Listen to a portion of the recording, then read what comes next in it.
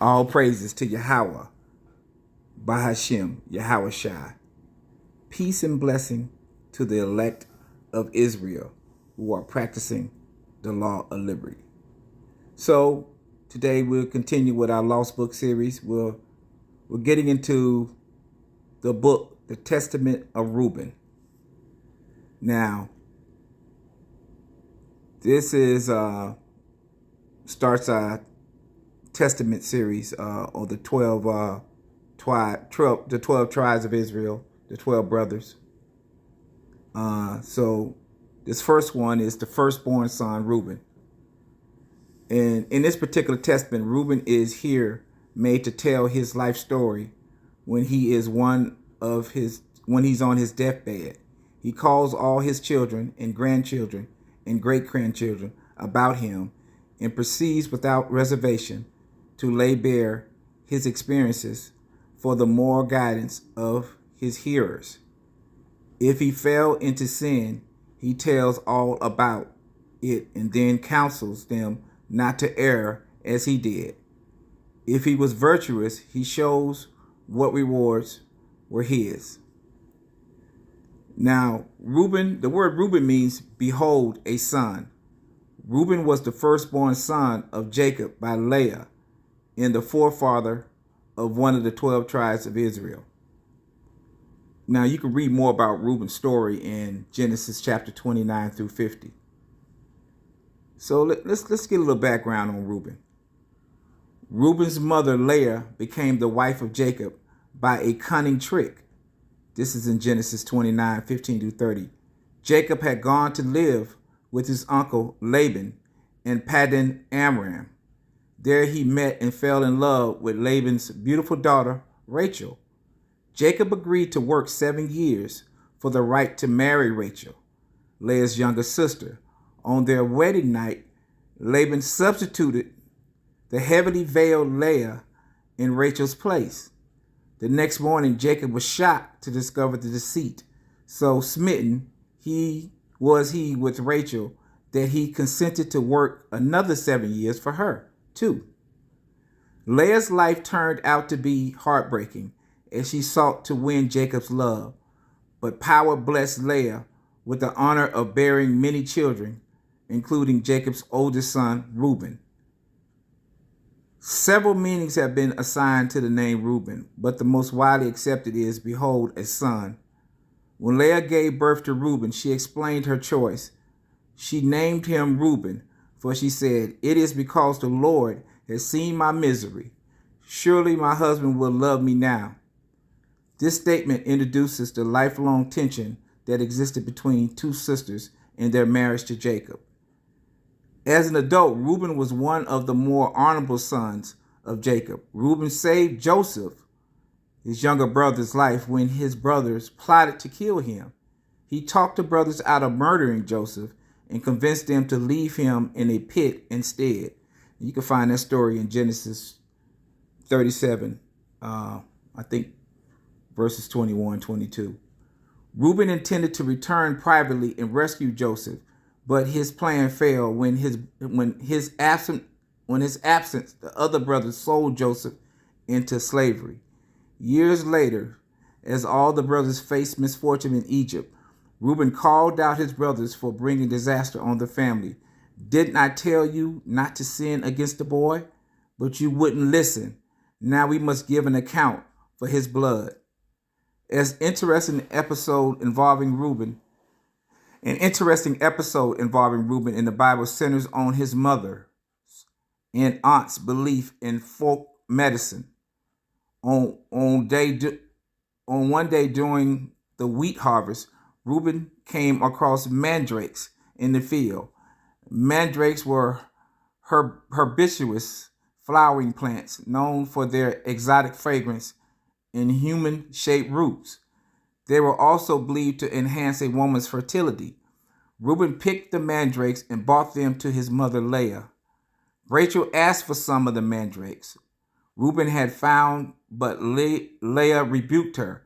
"Wasn't it enough that you took away my husband? Will you take my son's mandrakes too?" So Rachel struck a deal with Leah In return for some of the mandrakes, she let Leah sleep with Jacob. As a result, Leah became pregnant and gave Jacob a fifth son, Issachar. Reuben demonstrated extreme love for his aging father when he offered his own two sons as a guarantee for the safety of Benjamin. But despite Reuben's admirable qualities, good intentions, he lacked enduring strength of character. Reuben's great failure occurred when he slept with his father's concubine, Bilhah. This act, a serious crime punishable by death, revealed the loss of his early integrity. After Rachel died, Reuben was likely anxious because Jacob had shown favor to his sons over Leah, to her sons over Leah's. He may also have been worried for his mother. By sleeping with Bilhah, Reuben was likely challenging his father's authority and grasping for power. As the oldest son of Jacob, Reuben should have been granted the birthright, but he was denied this honor because of his act of disrespect. Reuben, you are my firstborn, my might, the first sign of my strength, excelling in honor, excelling in power. Turbulent as the waters, you will no longer excel, for you went up unto your father's bed, unto my couch, and defiled it. The tribe of Reuben descendants from Reuben and his four sons, Haknach, Palu, Hazaron, and Carmel. After helping the other tribes take possession of Promised Land, the tribe of Reuben settled east of the Jordan River. Initially starting out strong, the tribe was always mentioned first in the place of honor in list of what 12 tribes of the 12 tribes of Israel. However, because of Reuben's incest with Bilhah, the tribe eventually lost its place of preeminence, as Jacob had prophesied. No prominent judge, prophet, or ruler came from the tribe of Reuben, and no mention of the tribe other than the listing in Revelations 7:5 is made in the New Testament. So that's like an entry to the life of Reuben. So now let's get into the testament of Reuben. Chapter 1. The testament of Reuben, even the commands which he gave his sons before he died, in the 125th year of his life. 2 years after the death of Joseph, his brother, when Reuben fell ill, his sons and his sons' sons were gathered together to visit him. And he said to them, my children, behold, I am dying, and go the way of my fathers. And seeing there Judah and Gad and Asher, his brethren, he said to them, rise me up, that I may tell to my brethren and to my children what things I have hidden in my heart. For behold, now at length I am passing away. And he rose and kissed them and said unto them, hear, my brethren, and do ye, my children, give ear to Reuben, your father, and the commands which I give unto you. And behold, I call to witness against you this day the power of heaven, that ye walk not in the sins of youth and fornication, wherein I was poured out, and defiled the bed of my father Jacob. And I tell you that he smote me with a sore plague in my loins for 7 months. And had not my father prayed for me to the Lord would have destroyed me. For I was 30 years old when I wrought the evil thing before the Lord, and for 7 months I was sick unto death. And after this I repented with set purpose of my soul for 7 years before the Lord. And wine and strong drink I drank not, and flesh entered not into my mouth. And I ate no pleasant food, but I mourned over my sin, for it was great, such as had not been in Israel. And now hear me, my children, what things I saw concerning the 7 spirits of deceit when I repented. The 7 spirits, therefore, are appointed against man, and they are the leaders in the works of youth. The 7 other spirits are given to him at his creation, that through them should be done every work of man. The first is the spirit of life, with which the constitution of man is created. The second is the sense of sight, which arises desire. The third is the sense of hearing, with which cometh teaching. The fourth is the sense of smell, with which tastes are given to draw air and breath. The fifth is the power of speech, with which cometh knowledge. The sixth is the sense of taste, with which cometh the eating of meats and drinks, and by its strength is produced. For in food is the foundation of strength. The seventh is the power of procreation and sexual intercourse, with which through love of pleasure sin enters in. Wherefore it is the last in order of creation, and the first in that of youth, because it is filled with ignorance, and leadeth the youth as a blind man to a pit, and as a beast to precipice. Besides all these, there is an eighth spirit of sleep, with which is brought about the trance of nature and of death.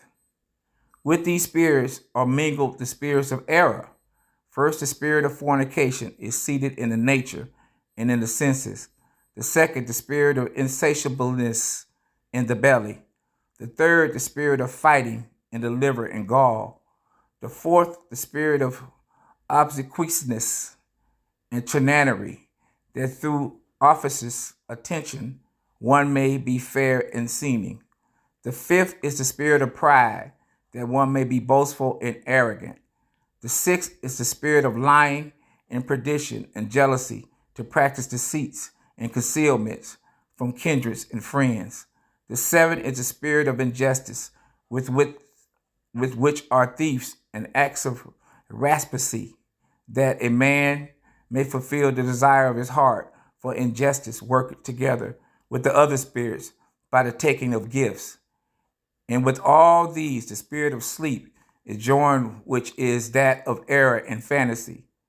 And so perishes every young man, darkening his mind from the truth, and not understanding the law of power, not obeying the admonitions of his fathers, as befall me also in my youth. And now, my children, love the truth, and it will preserve you. Hear ye the words of Reuben, your father. Pay no heed to the face of a woman, nor associate with another man's wife, nor meddle with the affairs of womankind. For had I not seen Bahil bathing in a covered place, I had not fallen into the great iniquity. For my mind taketh in the thought of the woman's nakedness. Suffer me not to sleep until I had wrought the abominable thing. For while Jacob our father had gone to Isaac his father, when he was in elder, near to Ephath and Bethlehem, Bahil became drunk and was asleep and uncovered in her chamber. Having therefore gone in and beheld her nakedness, I wrought the impiety without her perceiving it, and leaving her sleeping, departed. And forthright an angel of power revealed to my father concerning my impiety, and he came and mourned over me and touched her no more. Chapter 2. Pay no heed, therefore, my children, to the beauty of woman, nor set your mind on their affairs, but walk in singleness of heart, in the fear of the Lord, and expend labor on good works, and on study, and on your flocks, until the Lord give you a wife, whom he will that ye suffer not as I did. For until my father's death, I had no boldness to look in his face or to speak to any of my brethren because of the reproach. Even until now, my conscience causes me anguish on account of my impiety. And yet my father comforted me much and prayed for me unto the Lord, that the anger of the Lord might pass from me, even as the Lord showed. And thenceforth until now, I have been on my guard and sinned not. Therefore, my children, I say unto you, observe all things whatsoever I command you, and ye shall not sin. For a pit unto the soul is the sin of fornication, separating it from power, and bringing it near to idols, because it deceiveth the mind, and understanding, and leadeth down young men into Hades before their time. For many have fornications destroyed, because through a man, be old or noble, or rich or poor, he bringeth reproach upon himself with the sons of men, in derision with Belial. For ye hear regarding Joseph, how he guarded himself from a woman, and purged his thoughts from all fornication, and found favor in the sight of power and men. For the Egyptian woman did many things unto him, and summoned magicians, and offered him love portions. But the purpose of his soul admitted no evil desire. Therefore power of your father delivered him from every evil and hidden death. For if fornication overcomes not your mind, neither can Belial overcome you.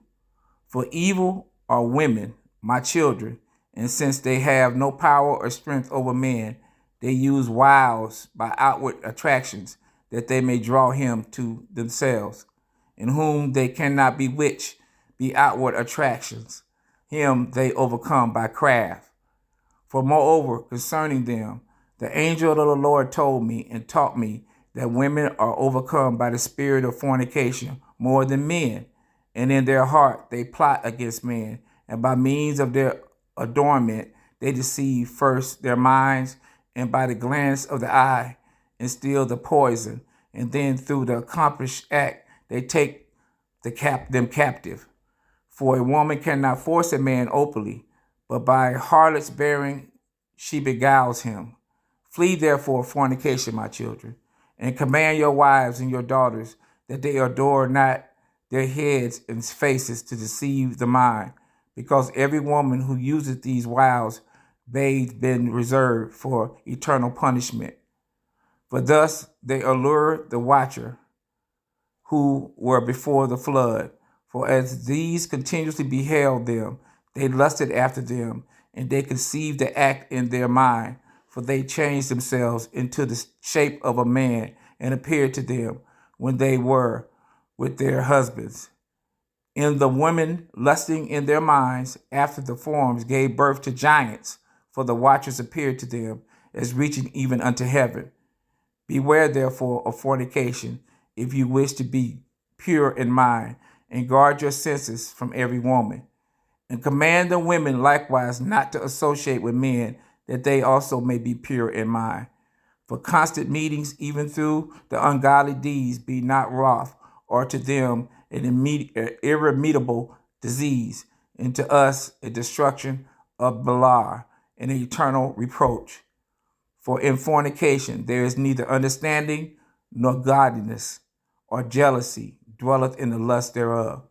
Therefore then I say unto you, ye would be jealous against the sons of Levi, and would seek to be exalted over them, but ye shall not be able. For power will avenge them, and ye shall die by an evil death. For to Levi power gave the sovereignty, and to Judah with him, and to me also, and to Dan, and to Joseph, that we should be for rulers. Therefore I command you to hearken to Levi, because he should know the law of the Lord, and should give ordinance for judgment, and should sacrifice for all Israel until the consummation of the times, as the anointed high priest of whom the Lord spake. I adjure you by the power of heaven to do truth each one unto his neighbor, and to entertain love each one for his brother. And draw ye near to Levi in humbleness and heart, that ye may receive a blessing from his mouth. For he shall bless Israel and Judah, because hath the Lord chosen to be king over all nations. And bow down before his seed, for on our behalf it will die in wars, visible and invisible, and will be among you as an eternal king. And with this Reuben died, having given these commandments to his sons. And they placed him in a coffin until they carried him up from Egypt, and buried him in Hebron, in the cave where his father was. So that concludes the testament of Reuben. I hope this was a blessing to you. I hope you listen to this video a couple of times and meditate on it. And may you be blessed.